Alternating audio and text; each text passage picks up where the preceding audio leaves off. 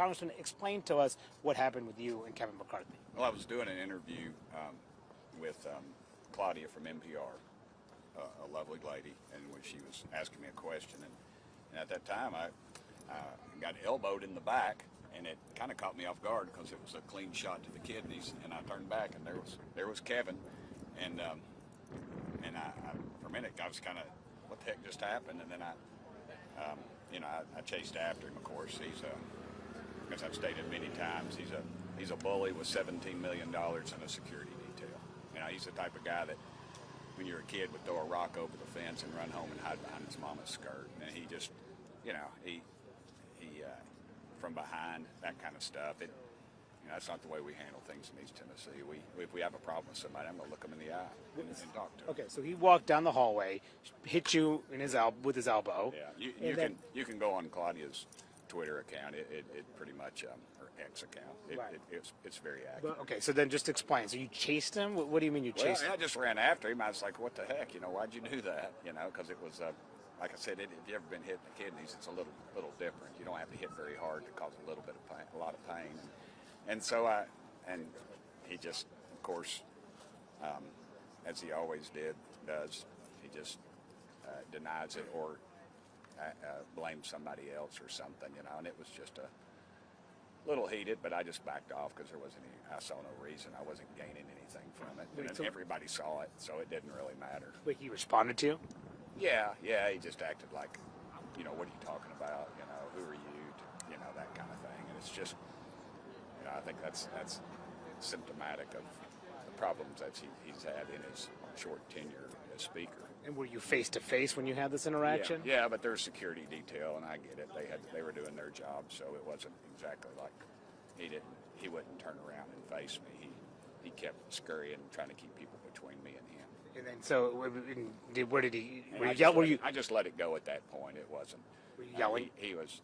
Yeah, I raised my voice to him. I thought it was appropriate. You just don't expect a guy who was at one time 3 steps away from the White House to hit you with a sucker punch in the hallway. And did he raise his voice back to you? Yeah, just that high-pitched kind of thing, I believe, and that was about it. And did you walk into his office? How did this end? No, he just kept on walking down the hall. I don't know where his office is now. And he had his detail and his posse, so to speak, was with him. So did his detail try to stop you? Do what? Did his detail try to stop you? The detail kind of got, one guy got between us there towards the end, but I wasn't looking to knock him out or anything. I just wanted to let him know I know it was him. Were you injured? I don't know, injured, man. Did it hurt? Yeah. As a matter of fact, it still hurts because it was a shot to the kidneys, and it still hurts. Oddly enough, it's not anything probably not going to do an ethics complaint on him. He's not worth it. He's going to be gone here either after Christmas or next year. And like I said, he's got the $17 million, and he's going to keep. He's already messing in everybody's races, and we all know that. Are you accusing him of assault? Am I accusing him of assault? I don't know. Ask a lawyer. It's over as far as I'm concerned. He said to our colleague Melanie Zanona that this was a tight hallway. He denies this interaction. He says a tight hallway, and I bumped into him. He says that this was not an intentional thing. There's 435 congressmen. I was one of the 8 that voted against him. That hallway was, there's plenty of room. You could walk four side by side. He chose to do what he did. And, it'll end right here, I'm sure. It'll just be a little asterisk on his storied career.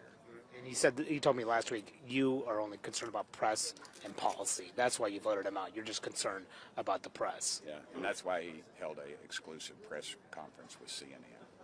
What do you mean? I mean, he doesn't think that you did it for any real reason other than to bolster your own profile. I've gone through all the reasons. He just doesn't. He doesn't keep his word, and I think this is pretty much. It shows what he did. It just shows what he did, and it's just the way it is with him. He's not. He could have gone out on top, and he's chosen to go this route. And I feel sorry for him. I pray for him every day. You may not believe that, but I do. I pray for him, and I hope he finds some happiness in his life.